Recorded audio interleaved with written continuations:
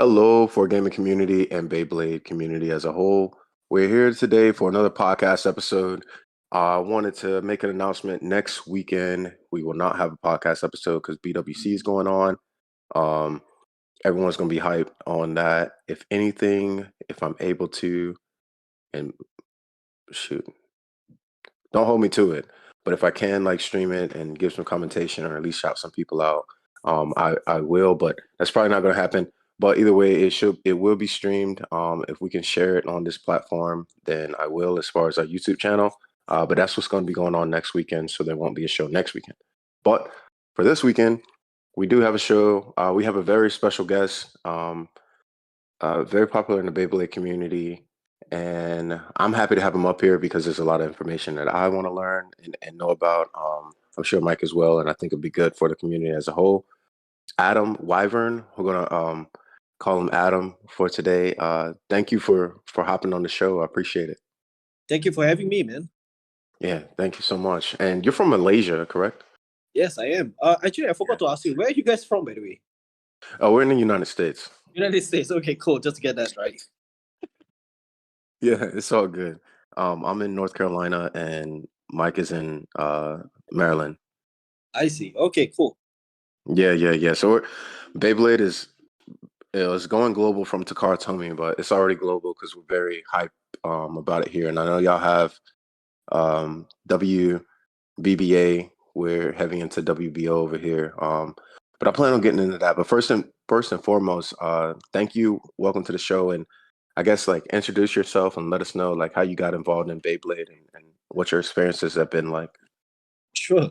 Okay, so first thing off, my name is Adam. So I'm from Malaysia. If you guys know where is Kuala Lumpur, so that's the main capital city of Malaysia itself. I started Beyblade back in 2018 when they started releasing almost towards the end of the God series and about to begin with the Chosi series. So I somehow got hooked onto it because a friend introduced to me the latest burst system. So I've not seen a burst system before. Prior to this, I actually played with the, Bakuten Go Shoot. Yes. Yeah, so I actually played that back in when I was very small, about like 8 years old. So to me, Beyblade was basically a normal piece of plastic with the metal in the middle, and the bottom tip is made out of plastic or rubber. Yes. It did not occur to me that it's going to be in a burst series. So when I got to know it, it's intriguing, it's interesting, and I started playing with it. So I started out with my very first Beyblade, which is Legend Spriggan. Yeah, that's a very popular one, at least at that time. Yeah. Yeah. So I started out with Legend Spriggan, and I got introduced with Spriggan Requiem. So I got my first Spriggan Requiem, and slowly from there onwards, I started building my collection. So how it started for me is that I started out with a very small quantity of Beyblades, and I started joining local tournaments, which has been held by our very own.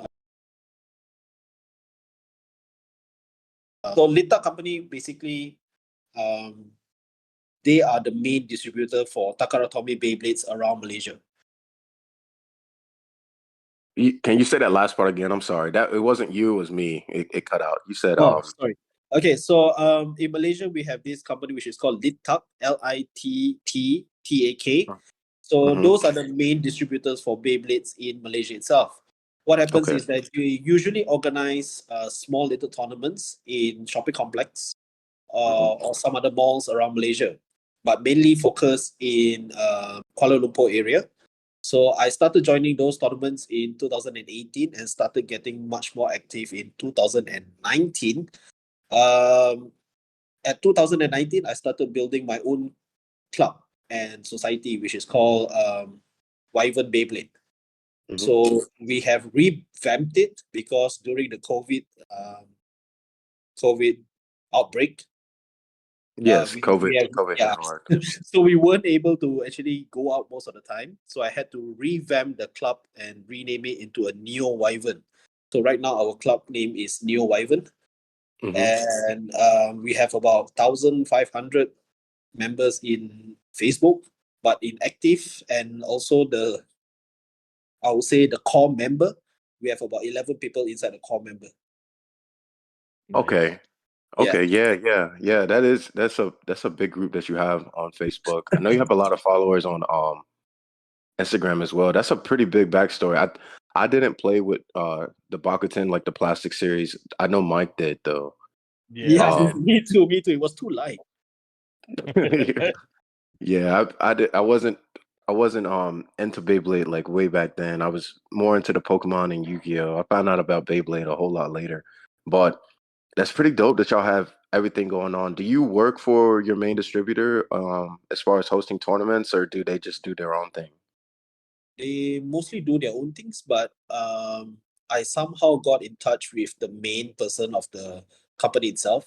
So what happens is that I requested to be a judge, Mm-hmm. and they actually awarded me as their official judge for WBBA tournaments. And from Mm-hmm. that onwards, because they they don't really know the community itself at the moment, so it's quite hard for them to actually get some backup for their judges, and that's where I come Yeah. in, introduce some of our friends and some of our club members to be part of the judges. So what does the distributor do is that they provide training for the club members and also for our friends in the Beyblade Society, and they are now currently the main official judges also.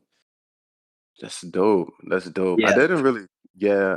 I mean, that makes a lot of sense because the distributors and like the companies, they don't necessarily like they have the product or they sell the product, but they don't necessarily have the outreach that we could as far as like community members who are yeah, playing that's true. and yeah, and being heavily involved. So it makes a lot of sense for them to reach out. I'm hoping something like that will happen here.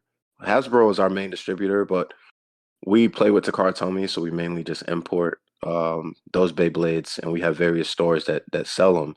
Mhm. But I'm sure if Hasbro did reach out, especially on the competitive scene, I think the WBO or just any heavy host will be able to help out as far as getting judges and things like that and ready to go. Um, that's pretty dope. Where was Beyblader 101 from? Do you remember, Mike? Wasn't he from Singapore? Singapore. Okay. Yeah. So I think so we talked to him because he has a WBBA affiliation as well. And y'all just it seems like it's pretty universal. I know different regions do different things, but you said your distributor has a tournaments and then you all judge. Do y'all get exclusive prizes and things like that as well, or have you in the past, Hello. Adam? Yeah, Yes. yeah. Yeah. Did you Yeah. hear that? Oh, do y'all have access to like exclusive prizes for your WBBA events? Is your Yeah, distributor maybe? For that part, basically we have some exclusive prices that we actually can only get it in Japan. But the thing is, it's a little bit of a downside for our part is that we can't really get it from anything through the Bay Logger. I'm not sure whether you remember this. Do you remember that during the God series we have this thing which is called the Bay Logger? Yes, I Yeah. do, and that's a big topic with this battle pass too. Yeah, exactly. So currently, right now with the Beyblade X that's coming up, we have the Beylogger Pass once again. But for our side, because usually for those points that we have actually collected through the apps, we Mhm. may not redeem it in Malaysia itself. But what we can do actually, we can employ a proxy from Japan to get it for us. But Yeah, Okay.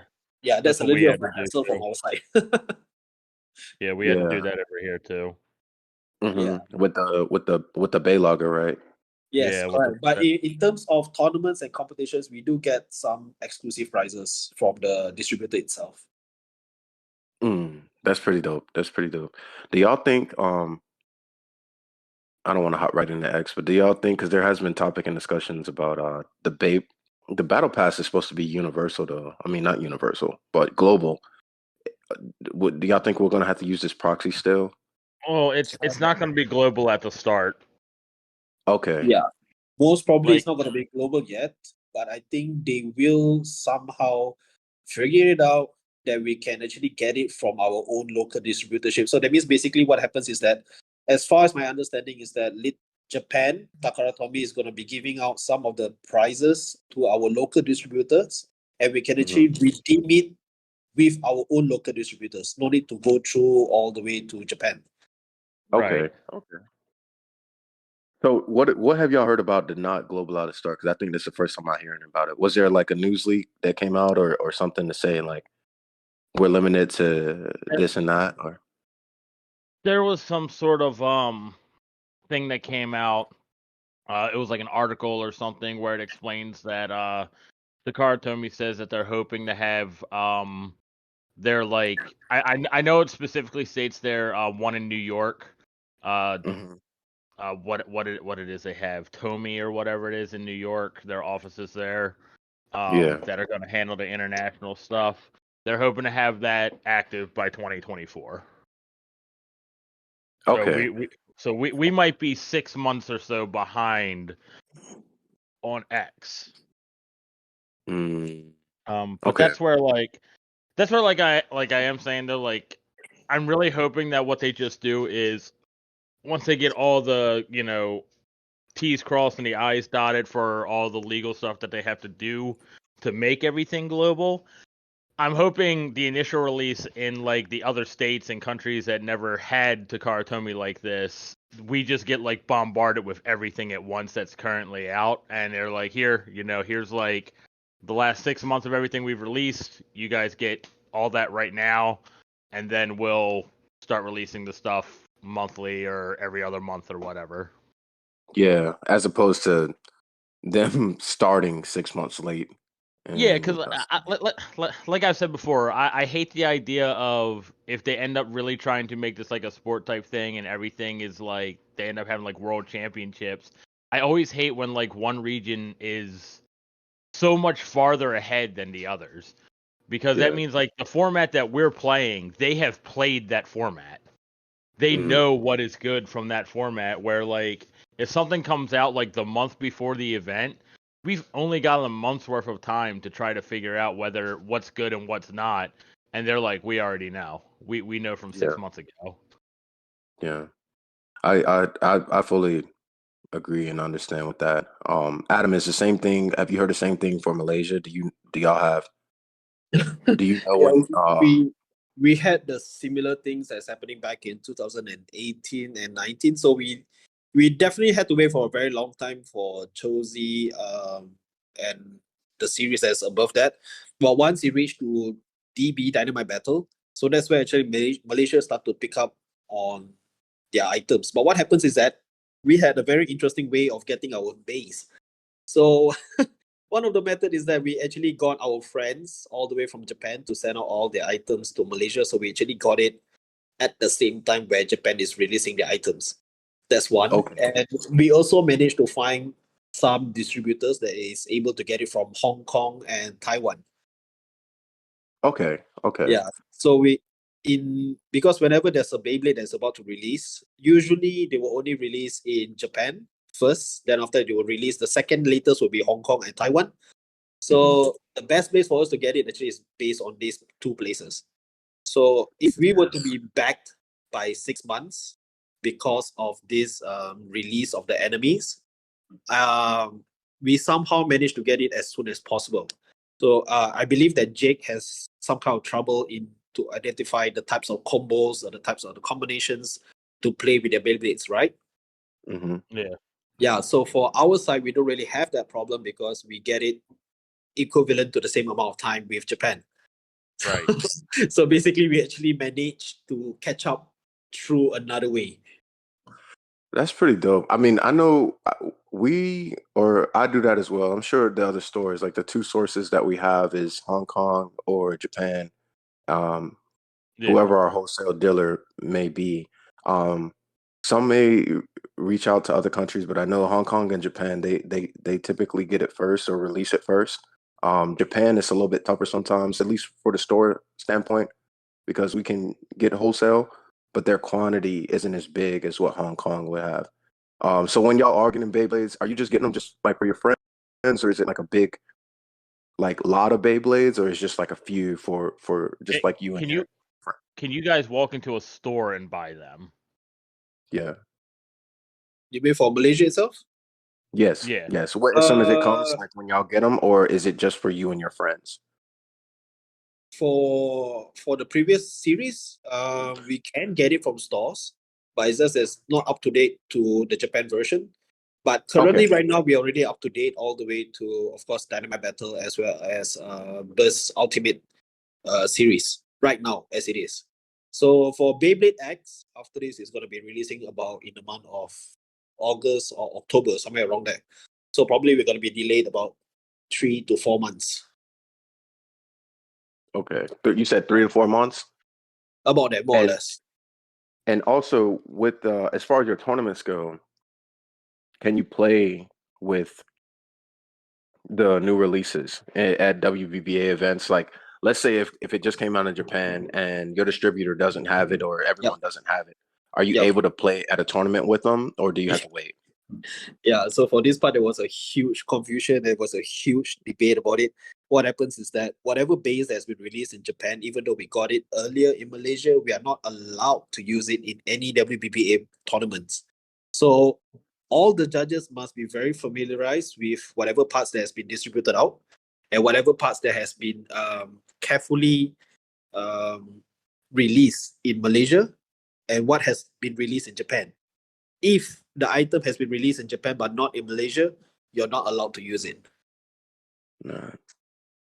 I think that part might hit us, because like if we think about like the sport, and if we are, so essentially we can't even really play like any gear sports until 2024. Is that Right. Are you getting the same thing? Yeah, I'm getting that same vibe. Like we'll be able to do it, but it'll be strictly WBO. It won't be the international. But go ahead. Yeah, we'll still have WBO for here for being able to play with X. But it's like I'm saying, like, okay, so over here we have WBO. So say we're like, okay, cool, we're just importing stuff for the next 6 months. And we already know that they're doing monthly releases again, just like with Burst. So that's going to be the first 5 Beyblades right now that are about to come out, plus then another 5 Beyblades that will be released through those months, up to January. So there's 10 Beyblades. 10 Beyblades for X will be released by the time we get it. We get Beyblade X here in America, as well as WBBA or B4 events and stuff like that. So now the question is when they release that stuff here, are they going to say, okay, here's the first 5 releases, Drawn Sword, Hell Scythe, Wizard Arrow, Night Shield, and Dronzer S. And they're like, here's your 5 releases. This is all you can use for actual B4 tournaments. Yeah. So at that point, we're all sitting there like, okay, we can only use the 5 original ones, and yet we've been playing with these 10 Beyblades now. Yeah. So hang on. I got a question. So your guys are still gonna be limited to the 4 Beyblades rather than the 10? Well, that's what I'm saying. When Takara Tomy finally goes globally over here into America, if their distributors only release the first 5 Beyblades here, so then they could be like, hey, in your region, you only have these 5 Beyblades. Even if you bought these from Japan, you can't use them. Okay. So I think most probably it won't be like that, because I don't think so. I doubt it is going to be like that, because right now what happens is that Takara Tomy right now, they were focusing more towards open age rather than what we had previously. It was below 12 and stuff like that. So now it's open to public, whereby there's no limit to the age itself. So I don't think so they're going to limit all the way to the 4 Beyblades, because that would be quite nonsense. Because I mean, you guys have released like 10 Beyblades, and after that we can only use 4. That would be very ironic, because what's the point of you releasing all the way to 10 Beyblades and yet we only can use 4 Beyblades? So you're not allowing us to explore further options than that. So I doubt they're going to do that, because it's going to be destructive for their marketing plan. As far as it goes for Malaysia, we are allowed to use all the way until the latest Beyblade releases. And I'm not so sure about you guys in the States, but we have our own clans and we have our own clubs and we have our own societies that is able to organize a G4 tournament by ourselves. So here in America, we have nothing involving WBBA or Takara Tomy. Yeah. So Okay. we don't have G4, G3. We don't have any of that. We don't even have WBBA. Yeah. We We we don't. we have the World Beyblade Organization, which Yep. is a fan operated website, Yeah. and so and there are some rules that we don't even do everything the way Takara Tomy says the game is meant to be played. We currently in Burst have a rule where if the Beyblade hits the back wall of the pocket in the standard B33 stadium, Yep. it's considered a KO, even if Yep. it bounces back in. Yeah. And WBBA would be like, So what are you doing? so No. if there's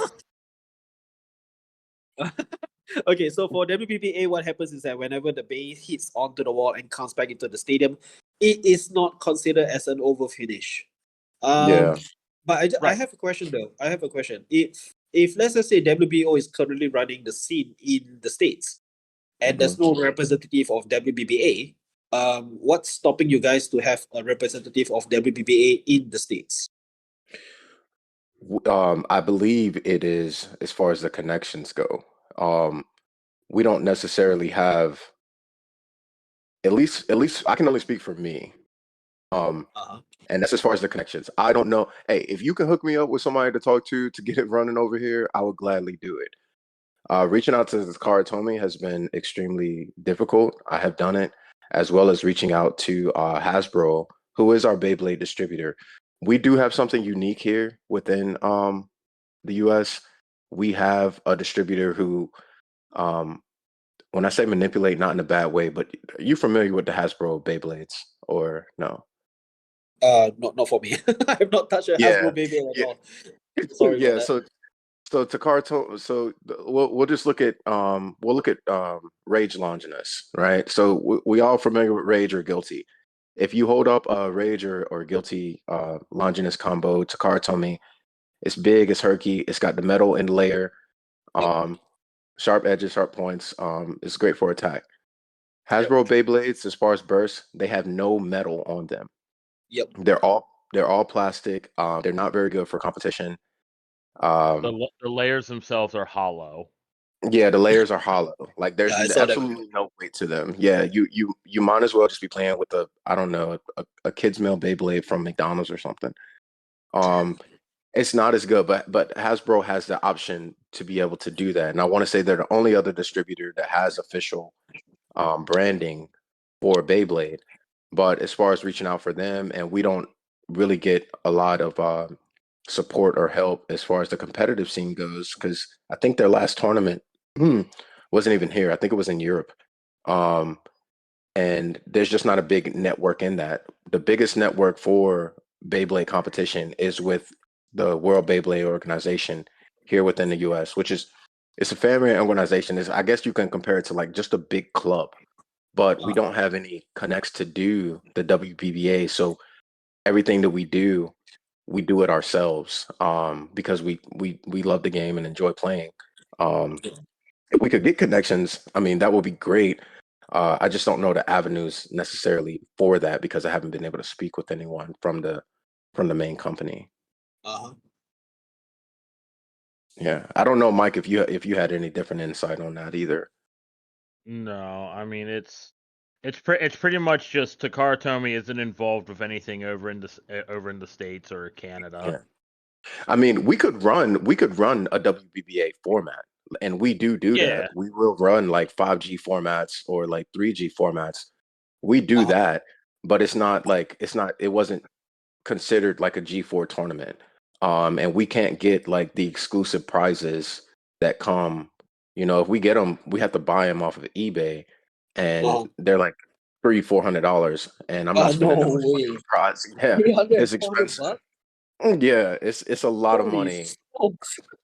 Yeah. How much was like the Metal Solomon core? Uh-huh. Originally to get that over here, that was like almost $200. Yeah, just For for the which gold core? Solomon Perseus? core. No, well, Perseus was expensive too. Yeah, Oh, But Perseus was expensive at the start. The thing that's the most expensive though is metal bearing drift. Like that thing That thing is anywhere between $300 to $700 in the US. $700? Yes. Yeah. Holy. Be- Yeah.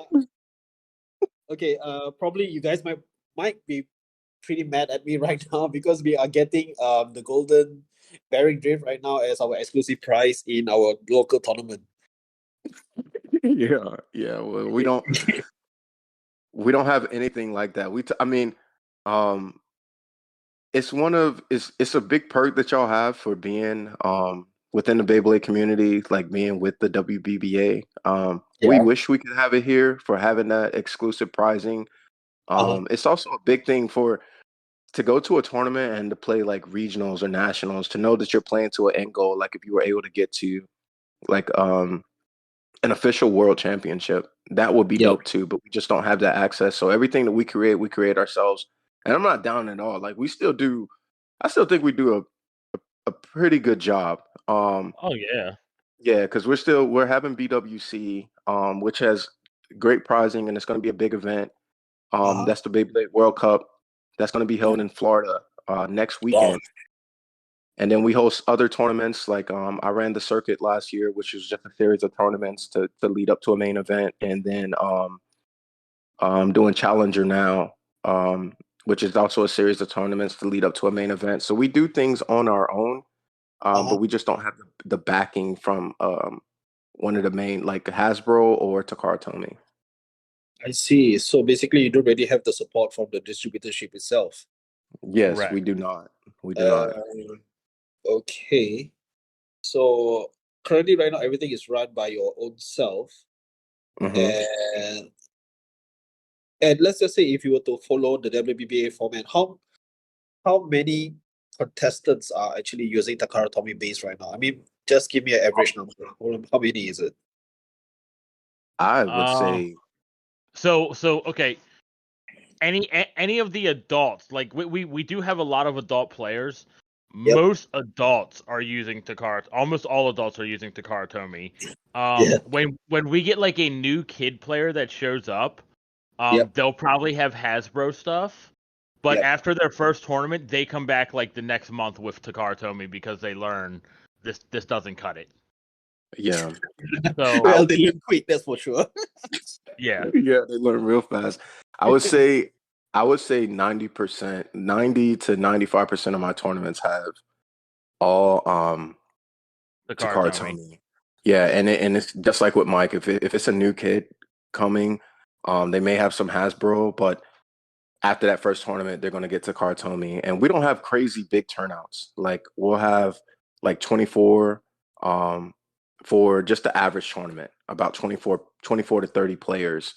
For the bigger tournaments, we'll have like 60 plus. Okay, But it's that's not good. like yeah. Those are big, but those are every once in a while. BWC currently has like 120 players signed up. Oh, that's a lot. Yeah. And those Okay. And that's one that people had to buy like a ticket for. So if they already paid the cash to buy this ticket, they're probably going. mhm. I see. So what about the WBBA tournament? Let's just say if you were to organize a WBBA tournament, do you guys go through different types of format, or is it an open type format whereby, like for example, let's just say all of the combinations is an open format, so you can actually form your defense type, your stamina type, your balance type, whatever it is. Do you guys allow that, or do you go by the theme of the event? So I think it'd be best, Mike, if we just explain I guess WBO. yeah, WBO. You could probably do a whole lot better than me. Okay, so within the WBO, we don't have a actual WBBA format right now. Yeah.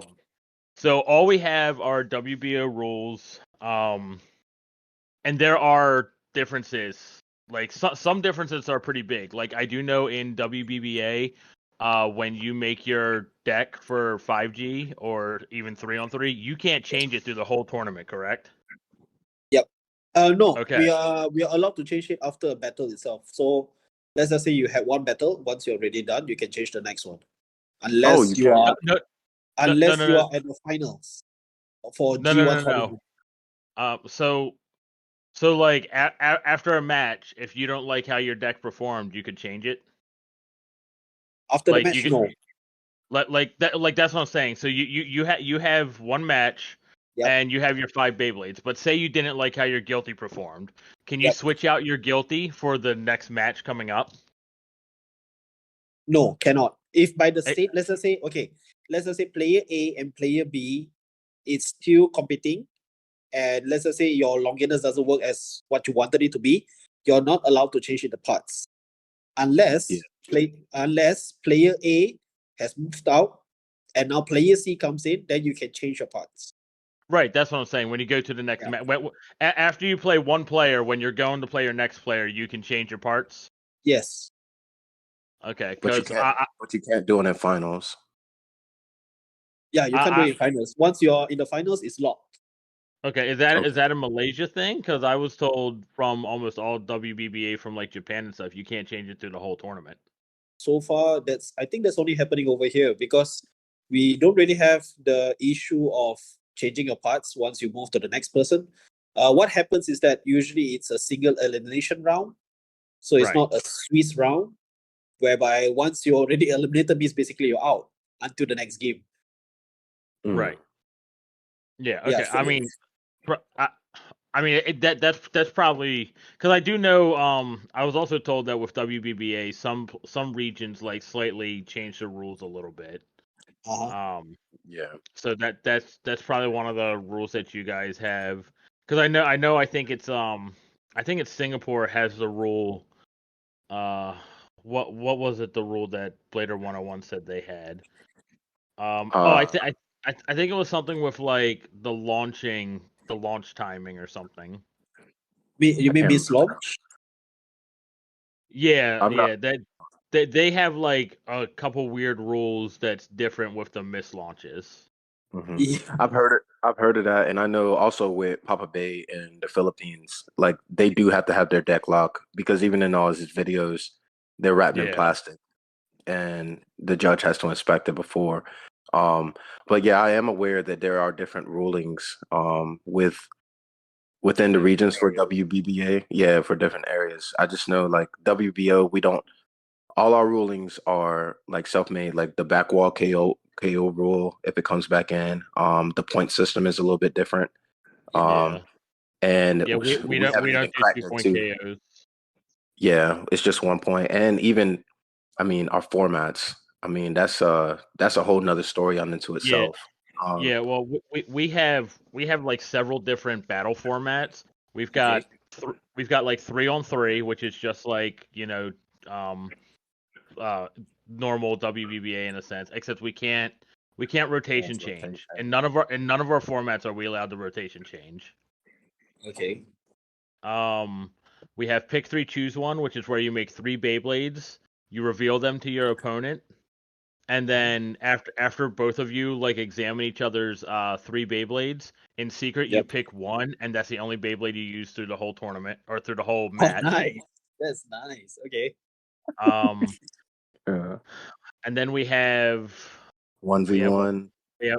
We have single bay, which is 1-on-1, which is that's pretty generic. I think everywhere has played that. And then we have the WBO deck format, which is, in my opinion, it is actually a really good format. It is. It is sweet. So you make 3 Beyblades, no repeating parts. Rotation changing is not allowed. So so you make the 3 Beyblades, you reveal them to your opponent. Both of you examine each other's decks. Now this format is first to 5 points. Okay. So after you guys examine decks, you both then in secret choose your first Beyblade. You battle. Whoever loses the point gets to choose whether they want a rematch or to switch. If they choose rematch, both Beybladers have to use the exact same Beyblade they just used. If they choose switch, the opponent, the one that won a point, has to pick from their 3 Beyblades, select it and show it, and then you as the loser gets a chance to counter with whatever you have in your deck. Oh, that's interesting. Yeah, Yeah. it's actually a very skill intensive format. I really love it. It's just, you know, that's specific WBO, so you won't ever really play it in any other region. Uh-huh. Yeah. So for just a little bit of sharing from our side. So we do have some weird formats that we actually gone through. So one of the format that we actually enjoyed the most is that it's either everything is left spin or everything else is right spin. And yeah, Yeah. and we had to make a combo that is based on the driver sometimes. Like for instance, if you were to say, okay, today is just only an attack type. So you're gonna see a very weird combos from our players because the bottom part may be an attack driver. That's where usually we determine whether it's an attack type or stamina type. But at the top part, you will see stamina layers, defense layers. It doesn't even make sense at all, but they tend to use it most of the time. So, for example, a volcanic dash. So in Malaysia, I don't know why on earth it lasts longer than any of the stamina types driver. But that's like one of the most favorite types of driver. If somebody else is to say, okay, we're gonna use an attack type for today, you guys gonna make every Beyblade that you have for your Beyblades. Only drivers which is attack type is allowable. Any other drivers is not allowed. Yeah. And sometimes we will play because we want it to be a very quick game. We will tell them only extreme driver is allowed to be used. That means only rubber tip. So everybody must build their deck based on rubber tips only. that sounds fun. Yeah, that sounds fun, and we'll create creative. But we have some different formats and different types. I think we forgot to mention too. We have ranked and unranked formats. So with unranked, like I will say this, with the WBO, we are very, very open to do a lot of things. Some things within ranked used to be a lot more strict. And the way our rank system goes, like when you go play,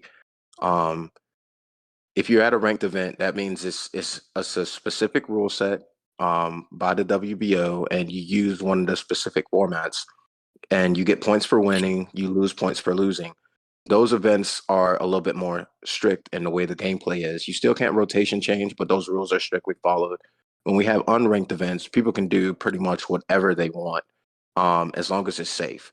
And I have seen some attack only type of formats. People will play like plastic gen because that's not or like the Bakuten shoot that's not in ranked, and then we have metal fight that's ranked too. That's another thing with the WBO. We don't only play burst. Yeah. Yeah, we we play older gens. Oh, okay. So that means if you have anything from Metal Fury, you're allowed to use it together with the burst? No. Not against burst, no. Yeah, well, at least not ranked. Okay. There's some unranked tournaments that have done that. But Okay. with but with as far as like ranked tournaments, no, it'll be a metal fight tournament, and it's only metal fight. But you can still go post it up on the website and be able to get a group or a crowd together, and y'all can still have a metal fight tournament, even though they're not releasing anymore. You know, some people buy them off of eBay. Some people still have them from their childhood, and you can still have that tournament. Versus, and I know like Takara Tomy and Hasbro, a lot of distributors, they don't sell those products anymore, so you won't see those tournaments anymore. But within the WBO, the community is still there to be able to play and do it. So if you were interested in those older formats, you still have opportunity to play and get friends together to come and do it. Yeah, that's also actually quite fun, and you don't really need to totally sell off all your base. No. Yes. Yeah. You can keep them and hold on to them. I do have a question as far as, because when I'm thinking about like the two differences, I think in my head when I think about WBA and like the older G4, G3 tournaments and things like that, I think I was thinking in the backing of the pricing. When you run your own like club WBBA formats, does that have any affiliation with the distributors, or is that solely like it just has the WBBA name just because of the rule set that you're using, or do you have any backing for with that at all? For now, temporarily, we don't really have a backing with our distributor, but because we are somehow moving towards that, so currently we don't have exclusive prizes from WBBA itself. But what happens is that because whenever our players or whenever our club members goes for tournaments, they themselves will actually win those exclusive items from WBBA. And what they will do is that in order to contribute back to the community, they will host their own event and will actually give out their own prize as the prize. So let's just say if I won myself a golden bearing drift. So they will actually use that back to help their own tournament to give back to the community itself. Solid. That's real solid. And I would ask, you hosted a G1 tournament. I mean, you didn't host, but you were judging there, right? Yes, I was.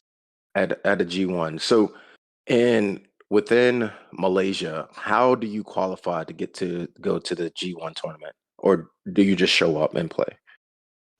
For G1 tournament, most of the time it's just show up, walk in, need to register yourself. But the condition is that it is separated into two categories. One of it is below 12 years old, and one more is for adult category. But for the prizes, only for below 12 years old will be representing Malaysia to travel for World Beyblade Championship. And for the adult, they will have a separate prize, but they do not get a ticket to travel all the way for the World's Beyblade Championship. That's it. Besides that, it's almost the same. So, like the last one that we had was back in 2019, before COVID itself. They didn't have a Beyblade World Championship. So what happens is that they replaced it with something which is called the SIM Cup. Basically, it's a short form. It's an acronym for Singapore, Indonesia, and Malaysia. So that's why it's called SIM Cup. There are two kids from Malaysia that is representing. One of it is representing my club, and one more is representing another club all the way from another state, which is called Johor Bahru. They went all the way to Singapore to compete with Singaporeans and as well as Indonesians. Solid. And with that company, I mean, with that tournament, your distributor had the backing as far as for sending them out. Takara told me was affiliated with that as well, or they were not. That one was purely by our distributorship itself. Okay. And supported by Takara Tomy. I guess, yeah. Okay, supported by Takara Tomy. Do you know, my main question I am trying to ask, since you asked, like, what is really stopping us from WBBA? If we were to try to run the WBBA, I think we still would have to, we might be able to do, like, we could call it a G4 or a B4 tournament, but it wouldn't be official. And I was just wondering what we would have to do to get that official thing. So if I have my local kids or adults playing here, if I wanted to have a big tournament to try to send them to Worlds, I would still need to get in contact with a main distributor or Takara Tomy itself to be able to do that. Yeah, correct. You still need to get in touch with Takara Tomy itself, but I may be able to arrange someone to actually talk to you guys. Probably he may get some connections in order for you to start your WBBA tournaments, but I can't promise you anything yet. I could only just discuss it with him because he has some close relation with Takara Tomy. Probably he may be able to help you guys out, but I'm not so sure whether he can do it because you guys are in the States. Yes. I will be able to propose to him, but I'm not sure whether it can be done or not. So I can only just help you to propose it to him. I mean, even as a worst case scenario, just see if you could ask him if he has any information on what Takara Tomy's plan is for the States with X. Yeah. Sure. I will get him to get in touch with you guys. Is that okay? Yeah, that's fine. Because that's the one thing that like none of us over here in the States know. Like we don't know if they're planning to bring B4 over here or not, or if they're just going to release the products. Yeah. You know what I mean? Like they could just release the products, but not do anything tournament wise over here. Yeah, I would. Oh, go ahead, Mike. I was just saying, and that's the part that's confusing us and scaring us the most because, you know, we only have the WBO, but what happens to the WBO if they come over here? You know what I mean? If they start doing official tournaments. Yeah, I see. Well, my thing is, I would like to talk to anyone that you can or your contact, because if we could speak with Takara Tomy, because it's like it's like what we were talking about earlier, how the main distributor was able to talk to you and get around with your club and your friends to really go out and host the tournaments and be judges because y'all are part of the community. Yep. If I was able to speak with, or Mike or any of us were able to talk with your connection or Takara Tomy, it would be so, I feel like it would be an easy process for us to transition or to have the WBBA because we already have the WBO, which is essentially a wide network of Beyblade organizers, hosts, and judges. It's like, I won't say it's the biggest, but it's a pretty big network of just judges to be able to run these type of events. But we can't get in contact with anyone, or it's very difficult. So that would be much appreciated if you were able to do that. Yeah, sure. Yeah. I'll give it a try and I will let you guys know. And of Yeah. course, I'll get him to get in touch with you guys just to have a better understanding of your current situation. But Yes. in terms of having your own tournaments in WBBA format, I think you guys can actually just proceed with it, right? You don't really need it to be like quote unquote official itself. Yes. So Yeah. basically, like what you guys have right now is if you have a set of prizes from your own site, I think you could just use it to, to give back to the Well- community itself, like what we have been doing all the way. Well, so That's very here's the whole thing that because the WBO is all we have as far as like being able to organize events to actually host tournaments. The WBO has what's called a ranking system, and so people just really want to play the ranking system because it makes them, like you get to actually track your progress on Yep. how well you do. So, but because we don't have WBBA as a format or anything, Yep. in order to play ranking, we can't do WBBA. So that's where we kind of get really like dicey because the directors for the longest time for WBO have always said that they want to be different than WBBA. Understand. Okay, Yeah. cool. So that's that- why like, but see like over time, like you start seeing like Takara Tomy is building the Beyblades Yep. to play with the format that they have given. Yep. So then like you get into this problem where the formats we have aren't really working well with the toys that they're creating. Okay, so if that's the case, then just do for yourself. I mean, there's no harm, right? If you guys actually could do your own WBBA Yeah. tournament, I mean, there's no harm in that. I understand the fact that WBO is a huge organization in the States itself. And I know they control most of the major competitions. According to what you're saying right now, they control major competitions, correct? Yes. So why not Yes. why not you guys have your own WBA tournament? I mean, there's no harm in that. Or is That's that very true. That's very or is true. there I a think conflict of interest? I think sometimes I think the big thing is because then they're an air quote unranked tournament for the WBO or anything. Fine. We Don't Yeah. care about the rank. I mean, for now, Yeah. don't bother about the rank. that's the Just do it problem. for the That's what the sake people of- care about. well, So Really? you I don't think get I as think many people. I think the community is split in that. I think some people rely heavily. I mean, we'll look at it. Yeah, money was spent, but BWC is not ranked at all, and it's going to have 120 players going. So I think sometimes that we think the rank is worth more than what it is. I had a small turnout yesterday for our tournament. I wanted it to be small because I was in a new location. I didn't want to overcrowd it. I was talking about ranked, and a lot of my regulars they didn't know what rank was. They didn't care.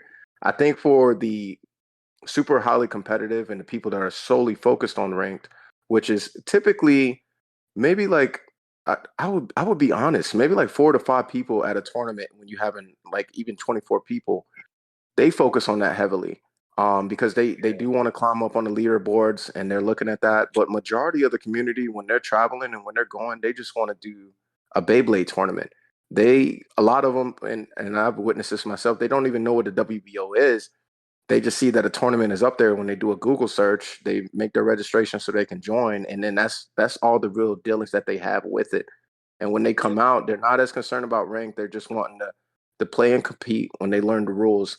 And if we were running that WBBA like unranked event, it may bump some people out. Some people might not want to drop because they want to focus on ranked. but at the same time, for what is fun and what is enjoyable, because if we are playing like a structured and sanctioned way, and you still have a prize and Yep. some way, you're still going to find out who is the best. If you're running the same format, it's like, yeah, the best in your region may not be on the leaderboards within WBO rank, but you still know the best in your region. You know when you got to go up against them, like that's the guy that I need to beat, points or not. And it Yeah. comes down to that. And I understand what you're saying. I think it's just a taboo, or we feel like I can't remember. I think it's Plato's algorithm. I can't remember, but it's like, yeah, we are stuck looking at this wall or the leaderboards of ranked, and we're like, hey, that's what matters. That's what matters. That's what matters. And if we turn Yeah. around and we see the big crowd and be like, dang, everybody just wants to play just to play. And I don't know, we might have to step out from that. Well, see, I think that wouldn't matter as much if we actually had prizing. Yeah, sure. I Like- mean, you guys like- can actually provide the price from your side. That's not Well, an issue. that's the problem. Our website does not give prizing. The organizer that organizes the event has to produce their own prizing. Yeah, correct. So- That's what we do most of the time. Right. So Yeah. so when I organize, I mean, I don't have a lot of extra money. I don't have a lot of extra income that I can, Yeah, go out I and buy understand. something to give out to someone. So like Okay. that's where like the issue kind of comes into play in that scenario. Okay. So my suggestion is very simple. What we had is that we did face the same situation, the similar situation. What happened is that we did not actually give our Beyblades as prize. Instead, we gave something else as a prize. So find something that is within the budget of what you have right now and give it as a prize. I mean, it still works. The main reason why we actually have a tournament based on WBBA is because we want to find the best combo and the best combinations of all the types of Beyblades that we have around us. So how we do it in Malaysia is that whenever a person wins the champion of the title, we usually will post out their combos. Now, why do we do this? Is because we want somebody else to actually beat those combos. we are a little bit crazy on that part. Is that whenever we play a Beyblade, our main objective is we are able to beat those combos. It doesn't matter what rank you are. It doesn't really matter whether you are the 5th, whether you're the number 1st, or whether you're the 10th. We don't care. As long as we are able to beat your combo, that's satisfaction for us, man. Yeah. Hey, I like that, Adam. Hey, you shed us some beautiful light over here, and that does make sense. And even I suppose even with the pricing, like there are some stores and some organizers that do some pricing support. I never really thought about just giving the prizes for what you can give, and sometimes people will come even not concerned with the prize. They just want to be able to beat it. We do have a winning combos thread that we have, but typically what that turns into is like follow the leader. So whatever is winning, people just want to do that. It used to be, people would see the winning combos and they would build to try to counter that. It doesn't happen as much anymore. It's usually like, hey, the best player is using this. This is what I want to use. This is what I'm going to buy and get.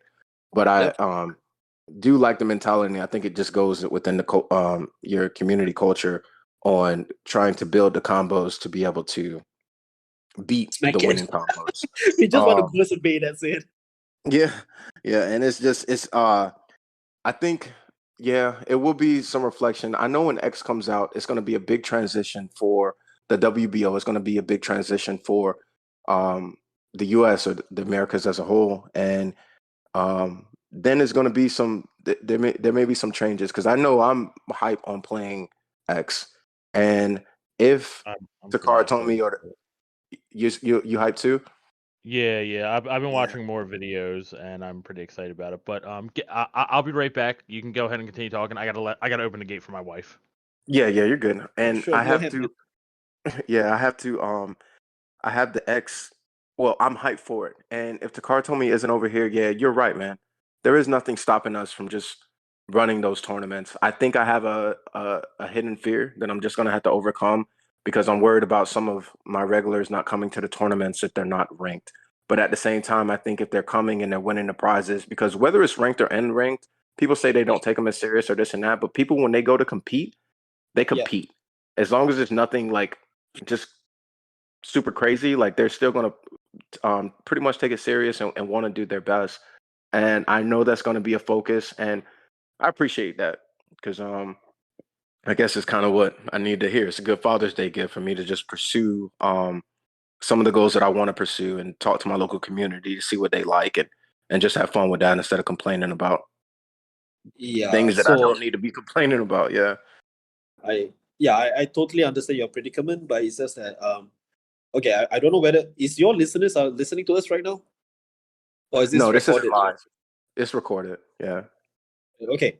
So for those of you that's actually listening to this recording itself, whenever you play with a Beyblade, is basically you're trying to push yourself to the limit.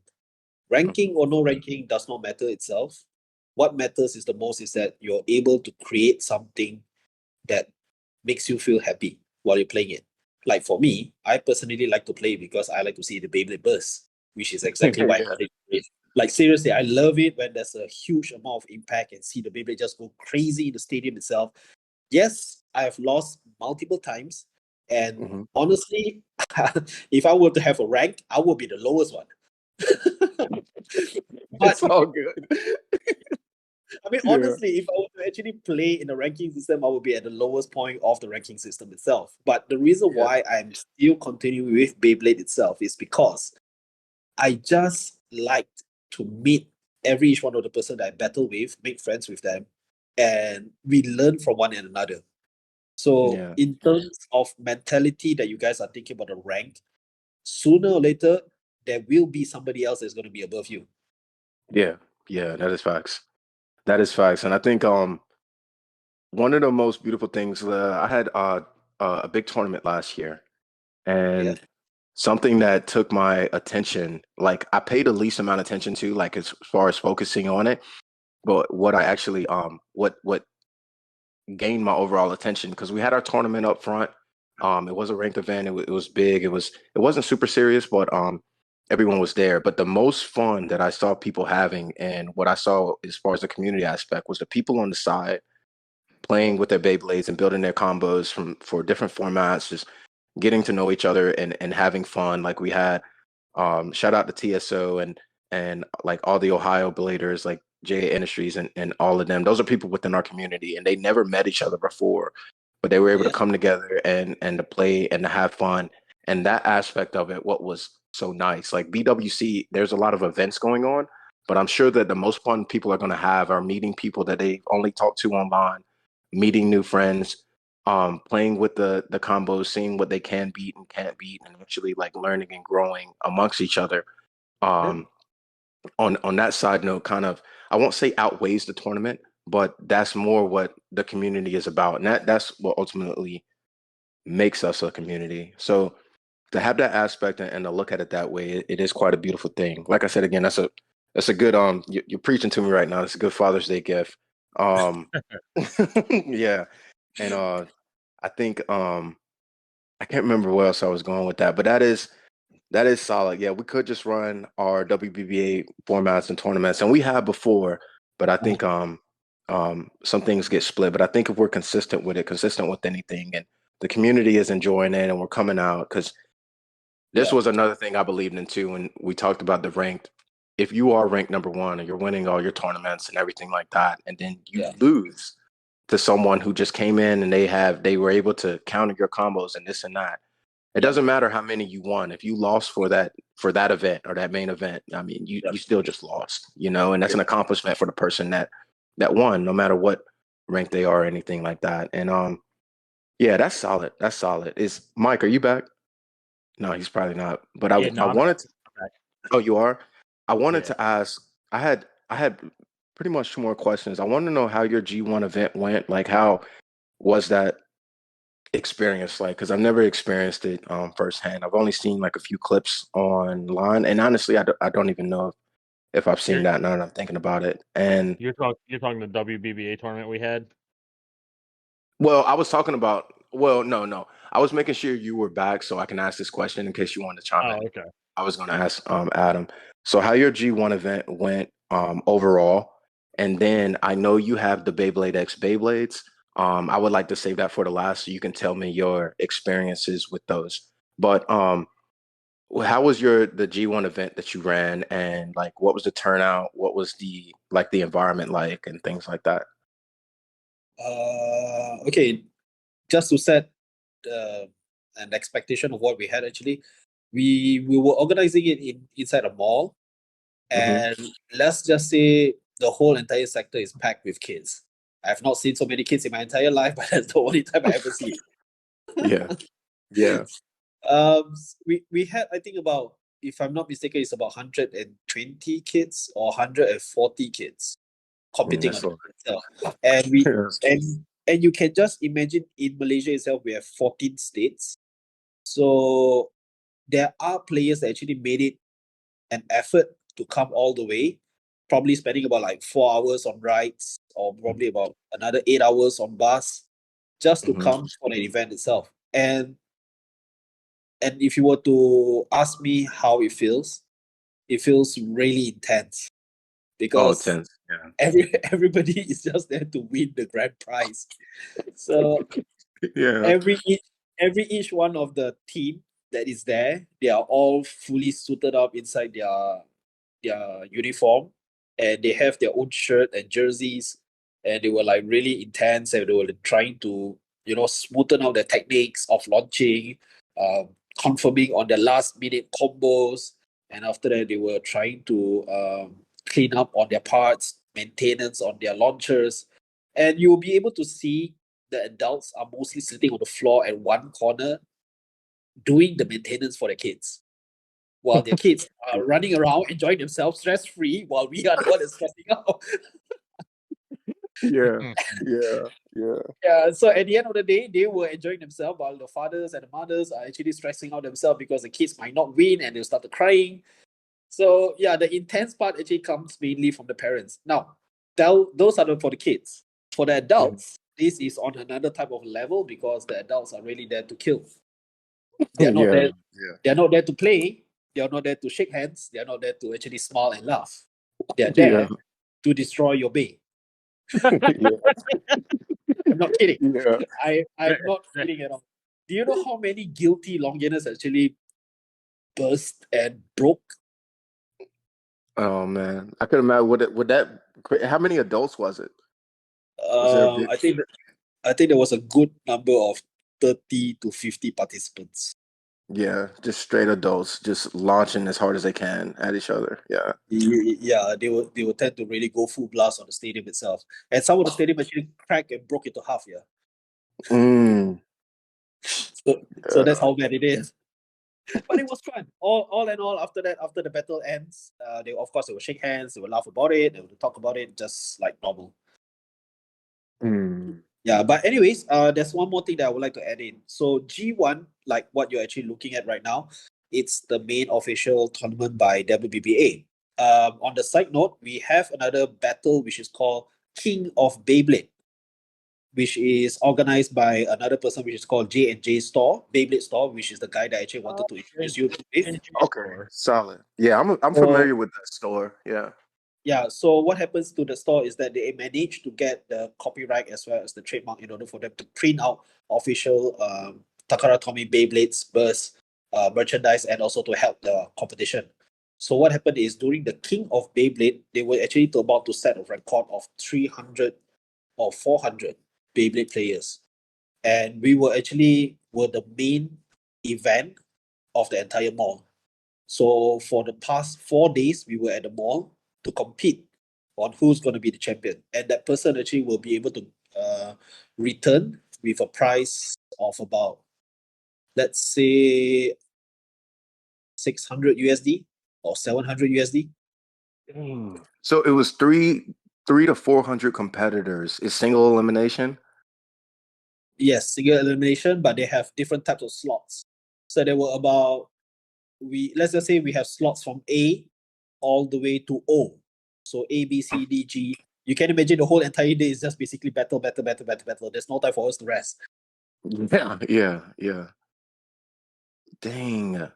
That's a lot of battles and that's a big turnout. And if you were, I can't think of a better way to really crown the best within a region or area if you have it and it's running for that long. same Yeah. format consistently, and who's ever at the top, they damn sure earned it. You know, that's a lot of players. There's definitely a lot of players. We started out at 10 a.m. in the morning and we finished about 11 p.m. at night. Dang, that's a lot of battling. Yeah. and That's- that same person could actually compete on to the next round itself. So let's just say we have 7 slots. They can, if let's just say they have lose their round, they can actually go to the next slot, to the next slot, to the next slot.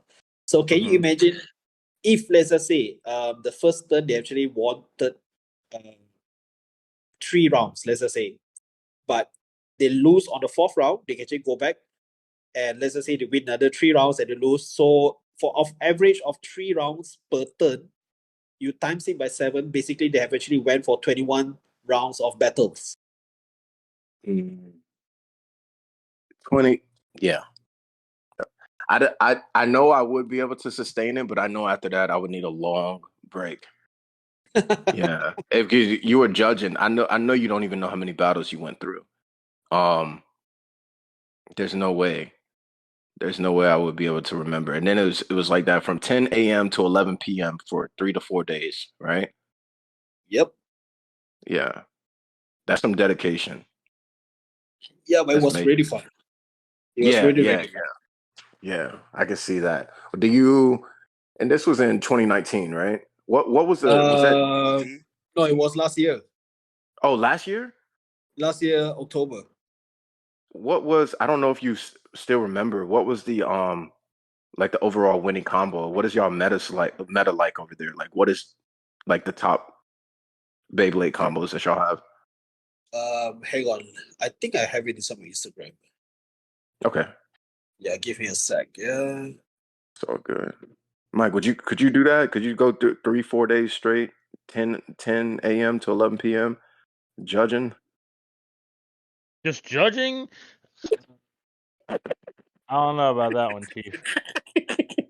Yeah, playing. I think we could all do it. We all just would stay dedicated, but on judging on it, yeah, I think that's another question. If your judges don't play, correct? That's the same in Malaysia.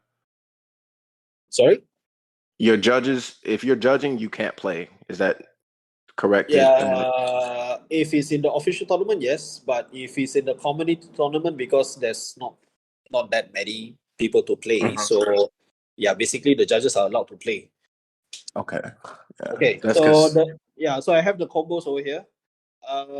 The first combo will be Dynamite with a F gear Belial 2 core, with illegal disc and bearing, then with a 9 armor. Then after the second bay will be Guilty Longinus, with let's see, FR. I can't remember what FR stands for. I can't remember what's the disc which it stands for FR if I'm not mistaken.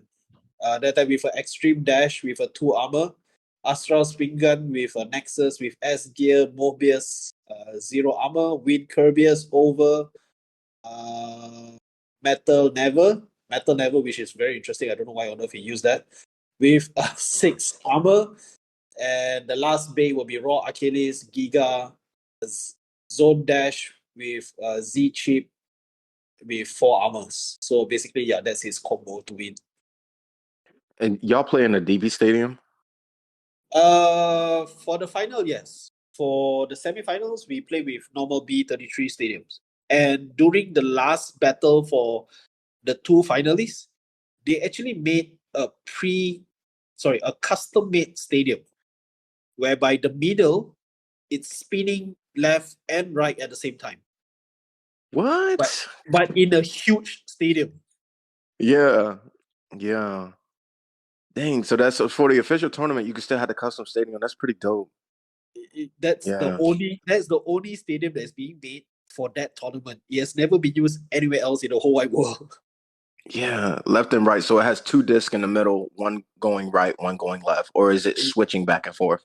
One going left, one going right, and it's a huge stadium. So it's not the type whereby you can actually see. There's one black color stadium, if I'm not mistaken.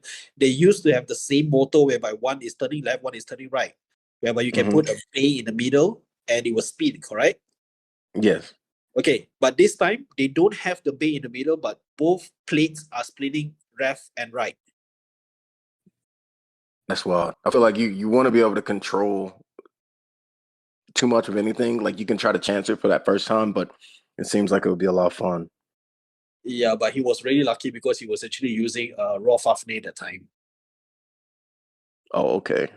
Yeah, he was Okay. really lucky. It was a split second win in terms of spin finish. Yeah, yeah. This is just while it's on my mind. How do y'all? We have a big issue here with our spinning definition. How do you usually rule it if it's an outspin? Like if the Beyblades, do you know what I'm saying? Like if you have a right spinning Beyblade and a left spinning Beyblade, how do Yep. you tell which one stops? Do you go by any little motion? Like my right spinning Beyblade, even if it was falling to the right and the left spinning Beyblade stood still, would you declare mine as the winner, or does it have to make a rotation of any kind? Well, we actually ruled out this part whereby if the judges is unable to make a decision at the moment of time, we will call it as draw. Okay. Yeah, just to avoid issues around there. But if they are able to actually see it, then they will need to make a call. And also we actually implemented VAR, Visual Assistant Referee, whereby we use our phone to record the event. So let's just say if we actually able to see two bays that is about like stamina. So most probably it's going to be draw. We will take out our phone, we will actually record the session, and we will see who's the one that actually stops first. We will replay back the video. Right now, the question is what determines stop for you? When it's fully stopped and non-spinning anymore. Even though let's just say if you have a bay that has a gear on the disc. So are you guys familiar with the Nexus and S gear? Yes. Yes. Okay, so even though the bay has stopped, but the body part is still moving, right? The top layer is still moving. Mm-hmm. So that's still considered as a spin finish. Right. But what we're basically asking about is, so say both Beyblades stop rotating, okay, but one of them still within like the motion, like it didn't completely stop and then fall, it just falls over. You know, like imagine you're looking at the faceplate and the face just kind of rocks forward. It doesn't turn in any direction. Yeah, if it's rocking, then it's not. It's considered stopped already. Okay, you still would consider that stopped. Yeah. Oh, cool. My co-host is here. Oh, what's up? I was looking to see who that was. Yeah, I know you have. Remember the guy that I said, Walid? Yes. Yeah, that's him. Hello, welcome. Howdy. Hello. Hold on. I'm surprised about this. I'm like, what is going on here? Let me put on my headphones. Yeah. We have about, I say, about 30, 40 more minutes into the show, but welcome. We're it's the 4 gaming Beyblade discussion, and I saw Adam on Instagram and wanted to reach out. You know, mainly up here we just talk about competitive Beyblade, trying to go awareness for that. We're in the US, in the United States. We have a different organization than the WBBA. We have the WBO. WBO. And Yeah. yes, and we were discussing about the differences in that, and how we are excited and would like to do WBBA, and Adam kind of let us know, like, dude, what's stopping you? And there's really nothing. We need to get official backing from Takara Tomy, but beyond that, that's what we've been discussing, and we talked about the G1 tournament, and hopefully right now we're going to hop into the Beyblade X and the performance, because you all have been able to play with the product itself, correct? Yeah, for this part, I might want to add in for this part. Walid has a very interesting point in terms of Beyblade X. Well, hold on. Is it echoing on my part because I'm trying to play sound effects through external headphones? I'm trying to route my my sound to my headphones. Yeah, there's a little bit of echo, man. There's a little echo. Hold on, yeah. Let me sort this out. Okay. So, anyways, Jake, what is it called? Walid has this impression that Beyblade X is a little bit too small for his hand. Too small for his head. What's Yeah, that mean? it's way too small because the Beyblade size itself is very, very small. So he doesn't really likes it because it even though it's made out of like full metal on the body parts itself, but because of the size, it's too Okay, tiny. now I have, yeah. Now I'm on headphones. Okay, finally. All right. So what I think it's a downgrade basically. If you were to see like I've commented on one of the channel, I don't remember, Adam shared with me a YouTube channel on complaining about how easy it is to be damaged in just a few days. It's already chipped and such, scuffed. What was it, Adam? The Beyblades are already chipped and scuffed from. Yeah, I've seen that. There's some that are already getting like a Is lot it of left damage burst? too. Is it on Left Burst video, if I'm not wrong? Yeah, Right? I think was it left burst or was it Illinic? I think it was Illinic that did it. Illnick, Illnick. Yeah.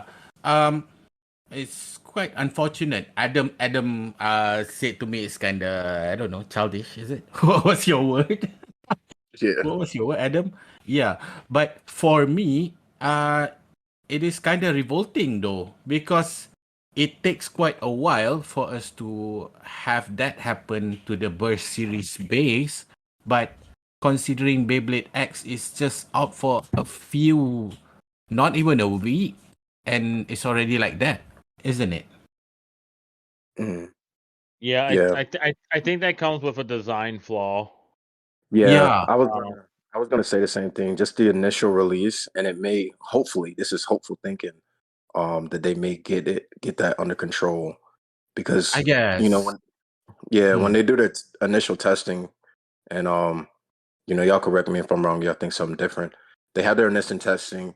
I won't say it's in a full controlled environment, but they just have the specifics for when you release it towards other people that are really going to be super tough or super hard on the or just play the way it's supposed to be played. You start seeing some things that you may not have seen in the lab, and it may be a consistent thing, it may not be, but I wouldn't rule it out just for the entirety of the future, because I know, when they make re-releases, even with Burst or Metal Fight, like some of the molds are a little bit different and designs. But Mike, you have anything on that? Or I mean, I just personally think this is a complete design flaw that they overlooked in the fact of because the gear gimmick, the whole high speed battle, like you got to think about the velocity that these Beyblades are going and hitting each other at.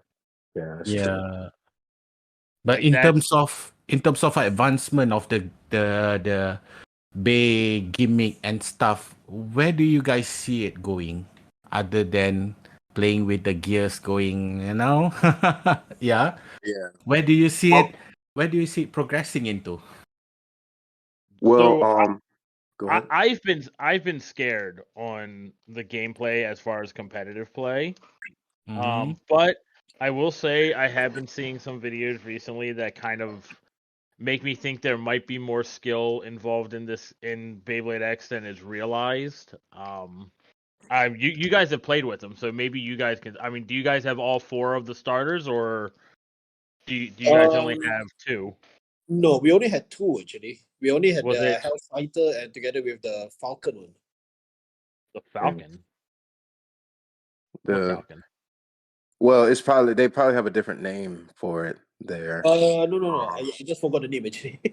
Is it the blue? we had the What Hellfight. color? What color is it? What color is it? Wait, hang on, let me see. It's a blue and yellow, right? No, it's the blue Transword, color right? bay. The blue color and red color bay. Grand Sword. Blue and red. Basically, it's the Valkyrie and Spriggan Yeah, of the release. Yes, it's Transword. true. Okay, so now, do you see the possibility of having a Ragnarok in the equation where there's gears on the side? Where would Ragnarok be? isn't it? What do you mean? Where would Ragnarok be? Because Ragnarok is without a doubt it's a stamina bay. Even with the burst series or whatever, a stamina bay should be staying in the middle. So and this Beyblade X series is very much geared towards attack. So it's a sort of rebellion towards the Dynamite Battle and Burst Ultimate series. Don't you think? It's like when you play in the DB Stadium, ultimately you will only win if you have more stamina and LAD. So in this one, really, what do you do? I think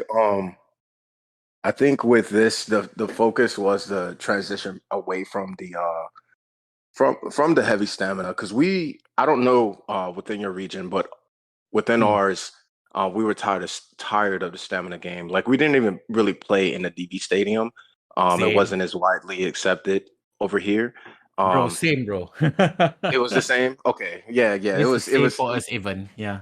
Yeah, we didn't really play in it. We're tired of the just the heavy stamina. So when we see, because we haven't played with the products, but when we see Beyblade X, some of us are a little bit intrigued about the high velocity matches, the big classes and the speed. Our concern is mainly like with the skill.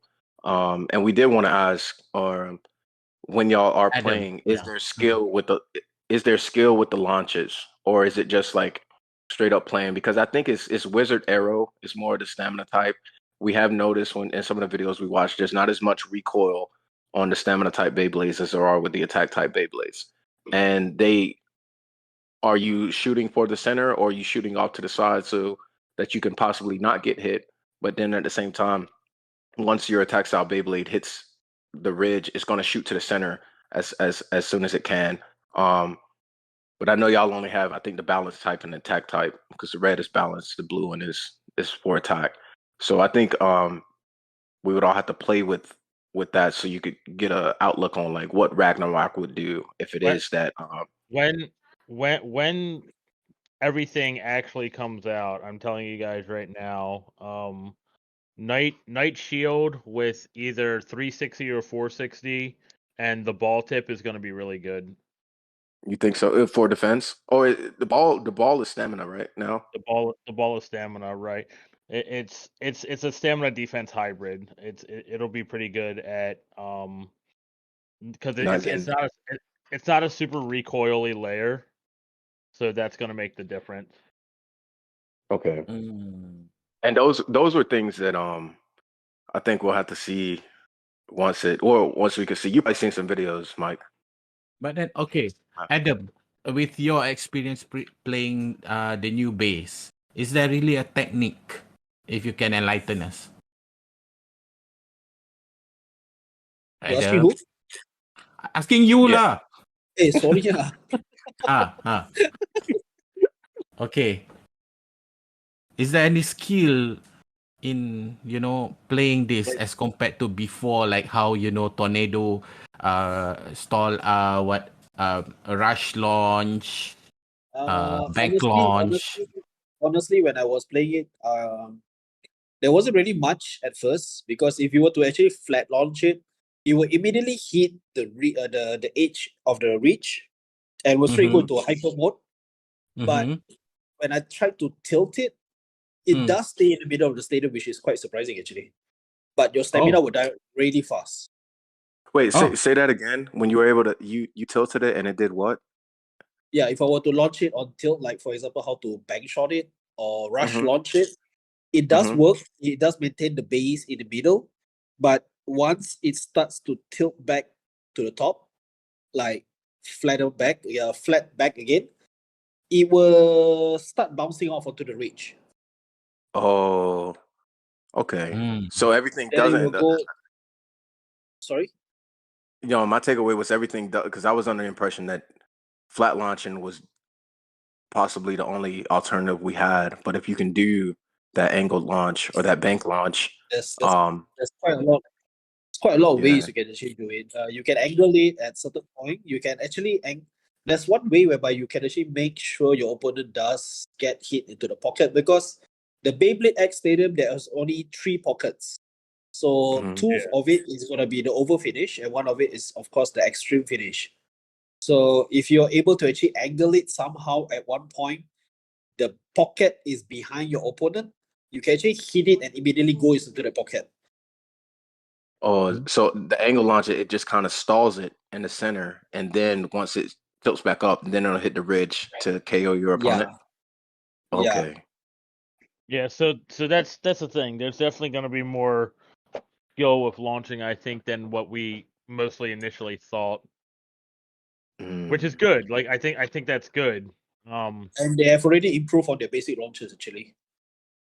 I saw that. Do they feel like they don't skip as much? Basic. Yes. By basic, you mean what? Ripcord? Yeah, the ripcord. You know, last time we got it from the Burst series. It's like a rubbish. Yeah, there's plastic thing. proto launcher, ripcord launcher. Yeah, Yeah, it's rubbish. that is pure rubbish. So right now, what we can actually get is a basic ripcord launcher that has the similar feel to sword launcher. To a sword launcher? That's not bad. Yeah. Yeah. It's So- it's like the new sword launcher. You mean the dynamite sword launcher? Not that tight. But it No, still I feels mean as good. it feels as good as that. You mean? Yeah, it does. Okay. But the problem is, I think they're gonna have an issue whereby kids love to crank their launchers. So Oh yeah. also gonna have the same issue again. Overturning, cranking, over twisting their base on the launcher. You mean? Yeah. Yeah. Where they break the gears. Yeah.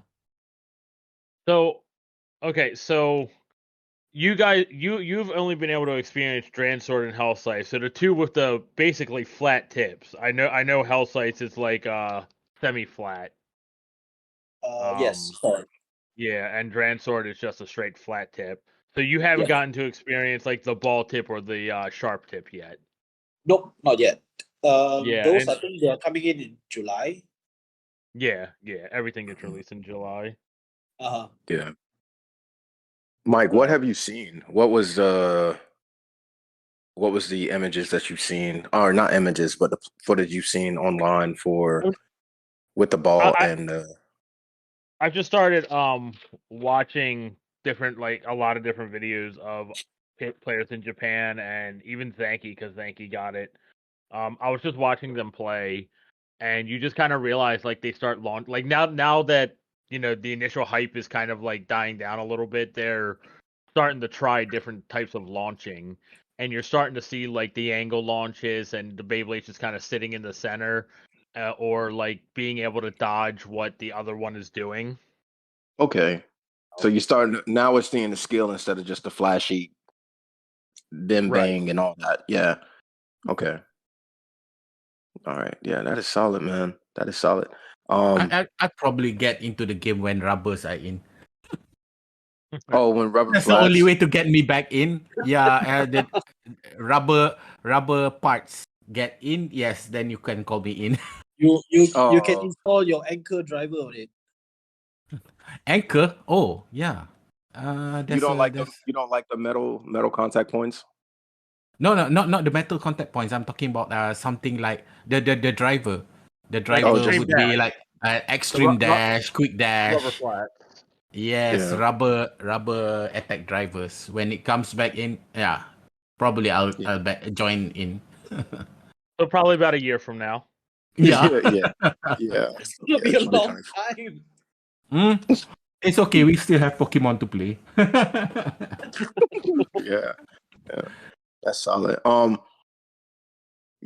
think I'm very excited. Like the more that is released, the more footage that gets out, talking with bladers from other communities like yourself, we learn a whole lot more about this new series, and it's very hype. We have about we're a little bit over a month away, because I know it releases July 15th in Japan, and then it's going to take about a week or a little bit under for us to get it over here, and then we'll all be able to experience it and test it out. I have a tournament at the end of next month, and as long as I have everything, I'm not running a tournament for it, but I'm gonna get a group of our guys together that want to play and play in it. I'll probably That's do cool. that after. Yeah, I'll probably do that after the tournament because we'll usually have a big turnout, and I'll probably do it after finals because I know if I just set it out and all the kids play with it, it'll definitely be broke by the end of the tournament.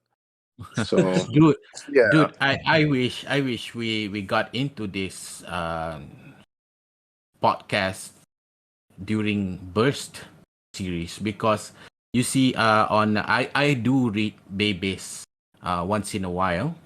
Oh, you Oh, do? okay. Okay. Yes, you are I do. familiar. Yeah, I'm familiar with Babies. I take pointers and things from how do you say, I respect more a lot of pointers coming from Blader K than Zanki. Sorry. Oh, Because it's all good. Thank you. Yeah, because it's all good, because man. Blader K is legit. It's a lot more legit to me. But it kind of disheartened me that the Malaysian scene or even the Philippine scene is not getting recognized, because if you were to ask us about our combos and stuff, you'll get way different answers from even Singapore scene, which gets more limelight. Well, that comes because all we really play over here is WBO. Yeah. And I think the only affiliation that we have with regions outside of WBO is from our blader from Singapore, which is Beyblade, Beyblader Beyblade 101. 101. Yeah. He only plays mostly official games. Mhm. We play unofficial unofficially sanctioned games, which is a lot more tougher than because here official games are mostly kids, Yeah, and unofficial are really adult centric, and we're like we broke Guilty Blades like countless times. I just told them that. Yeah. yeah. He was talking about it at the G1 tournament when it was mainly adults, and when y'all go out there and you're like sharks in the water for blood. Oh yes. yeah, just going pretty Yeah. heavy, pretty One hard. of our crew member actually was the king of Beyblade.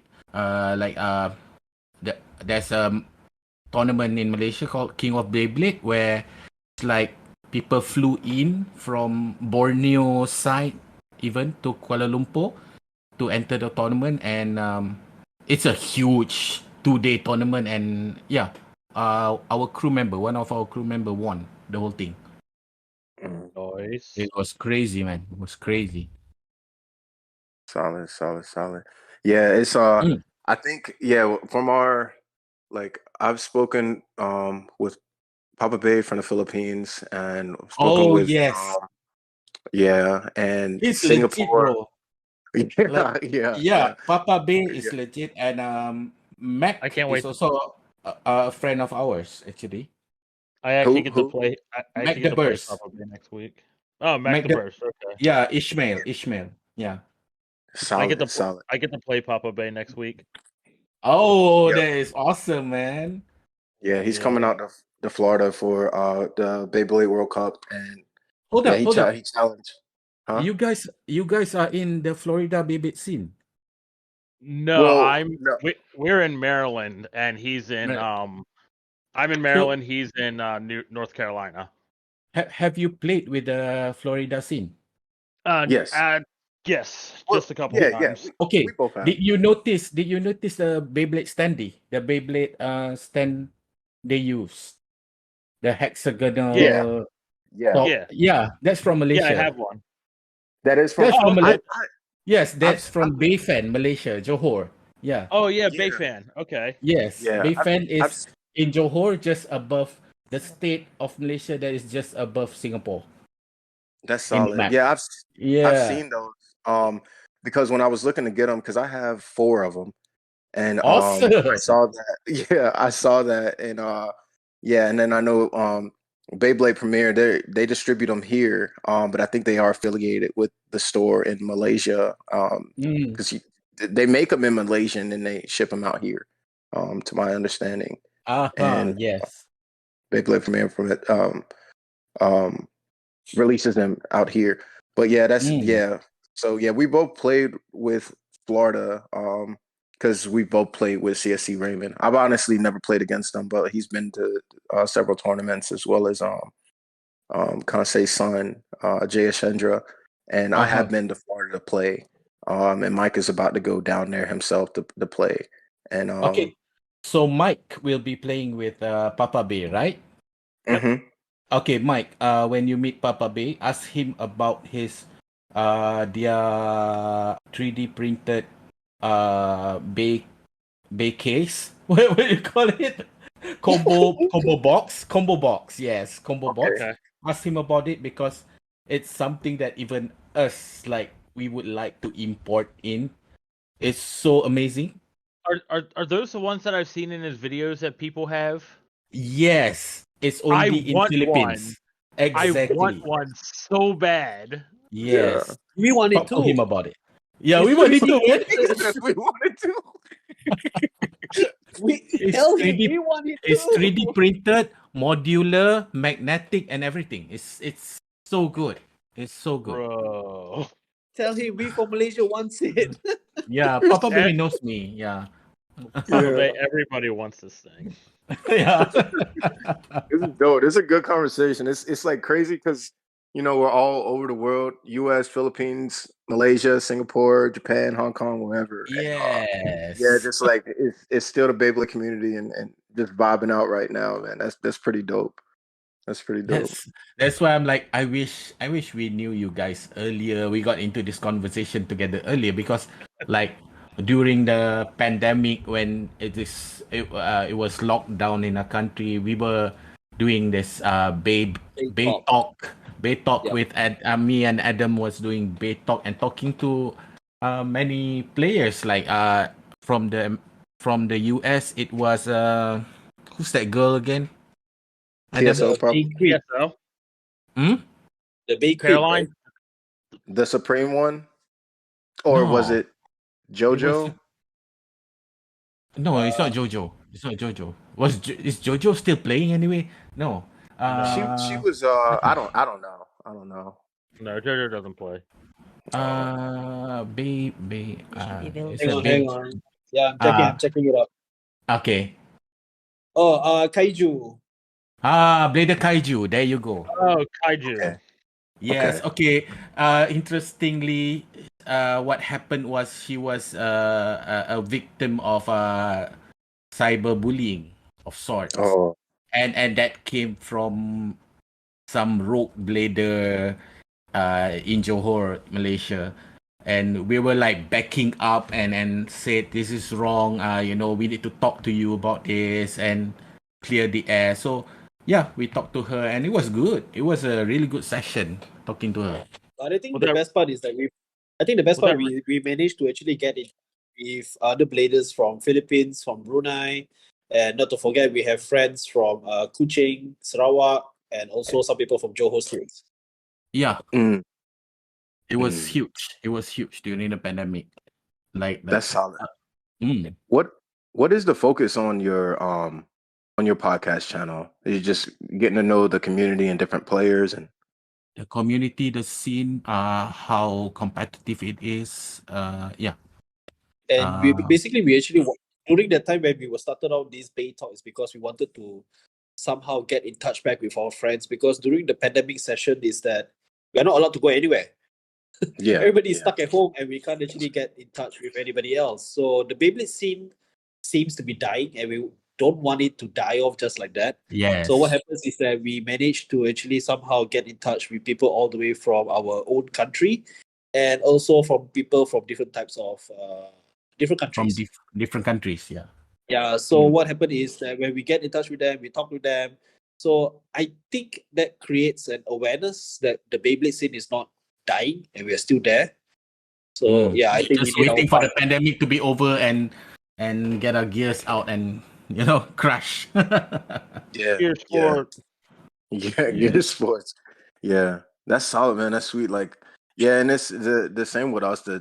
Well, we didn't start it in the pandemic, but we started it to help the community to grow awareness. Because even like here, we do have a podcast and we have a lot of tournaments, but Beyblade isn't as heavy as I think we would like it to be, or um, as popular as we would like it to be. I don't think it'll ever be as popular as like Yu-Gi-Oh and Pokemon. Um, Mhm.